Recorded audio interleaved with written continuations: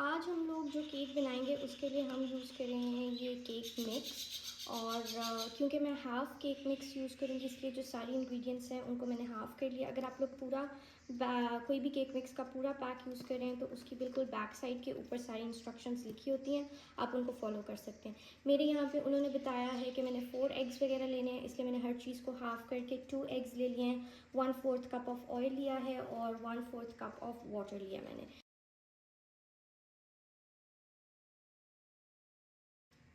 तो सबसे पहले मैंने इसके अंदर 2 एग्स को डाला है और मैं इसके अंदर 1/4 कप ऑफ ऑयल डाल रही हूँ और उसके साथ ही मैं इसके अंदर 1/4 कप ऑफ वाटर है उसको भी ऐड करूँगी। लेकिन वाटर को ऐड करने से पहले मैं इस एग और ऑयल के मिक्सचर को अच्छे तरीके से बीट कर लूँगी।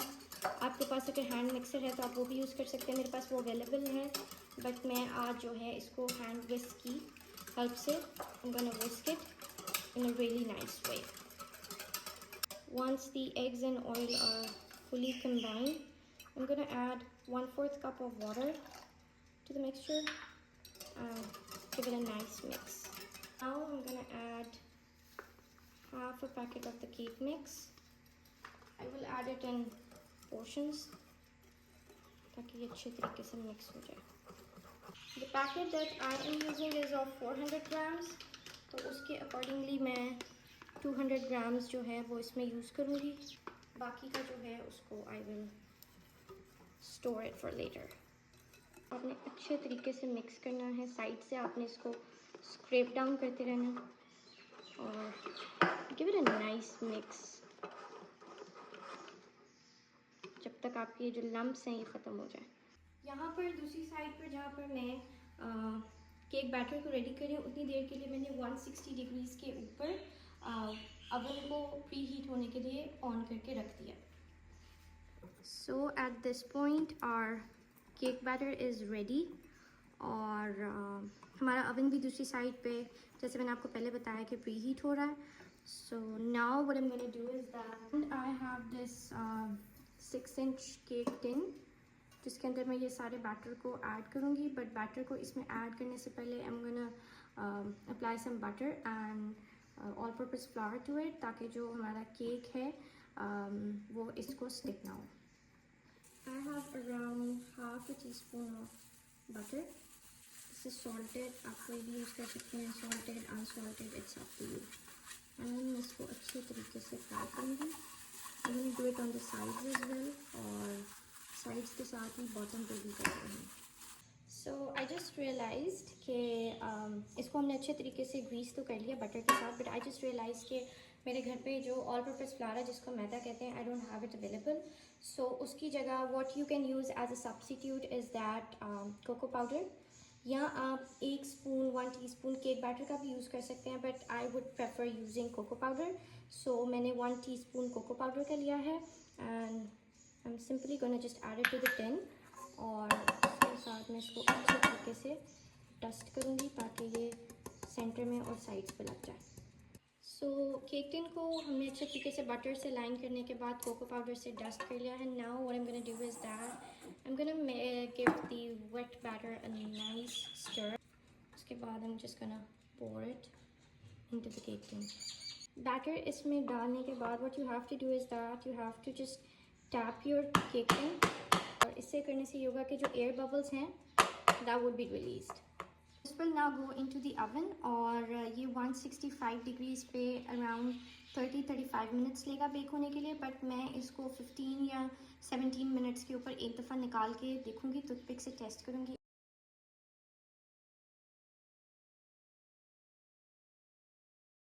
मीनवाइल जितनी देर आपका केक बेक हो रहा है what you can do is that you can just pour your ganache into the piping bags जिसको आपने केक के अंदर लेयरिंग करनी है. मैं यहाँ पे चॉकलेट गनाश यूज़ करूँगी. इसकी recipe is already uploaded on the shorts, but मैं आप लोगों को क्विकली बता देती हूँ कि ये बनी है 2:1 के मेथड से.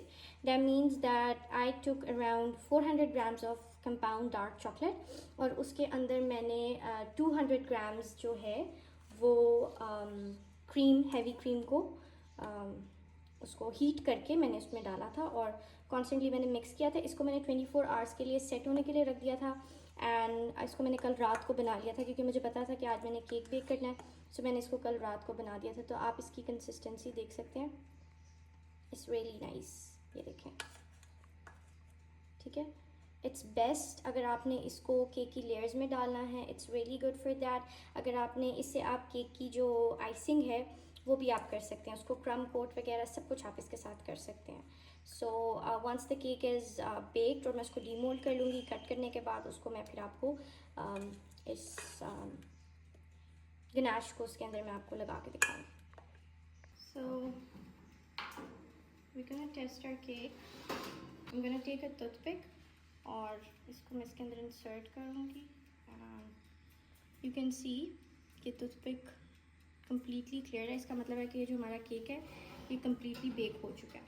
सो अब हम इसको डीमोल्ड करेंगे। मैंने केक को ओवन में से बाहर निकाल लिया एंड ये बहुत गर्म है, so I am gonna demould it really hot. ये देखिए बिल्कुल नाइस एंड फ्लफी डीमोल्ड हो गया आपका केक इजीली। बहुत से लोग कहते हैं कि आपको केक को ठंडा करके डीमोल्ड करना चाहिए, बट मैं कभी भी अपने केक को ठंडा डीमोल्ड नहीं करती।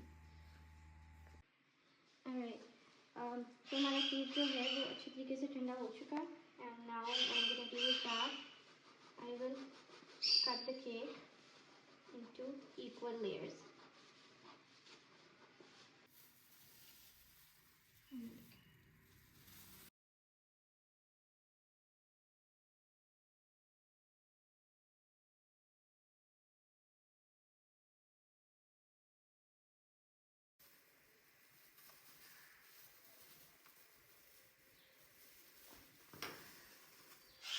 इसको मैंने अच्छे तरीके से कट कर लिया into like 4 layers। Rotating table के ऊपर what I prefer to do is that कि मैं एक बटर पेपर को रखती हूँ, आप डायरेक्ट भी कर सकते हैं and I just add a little bit of chocolate ganache to the butter paper ताकि जो केक की फर्स्ट लेयर है वो अच्छे तरीके से उसको स्टिक हो जाए, ठीक है। Once it is stick, what I'm going to do is that this is a mixture of milk, water and sugar और इसको मैं केक की लेयर्स के अंदर लगाती हूँ। What this does is कि ये आपके केक को सॉफ्ट और मॉइस्ट रखता है। इसके बाद हम अपनी गनाश को लेंगे और केक के अंदर लगा देंगे, इस लेयर के अंदर।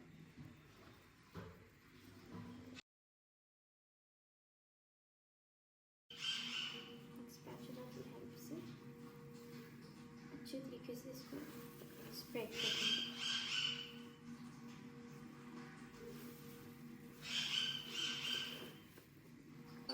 सेकेंड लेयर को इसके ऊपर रखेंगे एंड उसको भी सेम इसी तरीके से मॉइस्ट करेंगे मिल्क और शुगर वाटर मिक्सचर के साथ and then we gonna add the ganache again and now we are coating the final layer.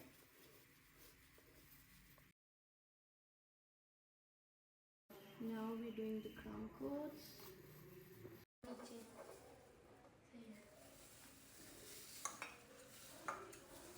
Guys, look at this beauty. The art, the artist. So cake को अच्छे तरीके से ganache के साथ coat करने के बाद मैंने इसको 10 to 15 मिनट्स के लिए रेफ्रिजरेटर में रखा था ताकि ये सेट हो जाए and now with the remaining ganache I am going to decorate. अब just taken a piping tip और उसके साथ मैं यहाँ पे फ्लावर्स बनाऊँगी। आप अपने केक को जैसे मर्जी डेकोरेट कर सकते हैं।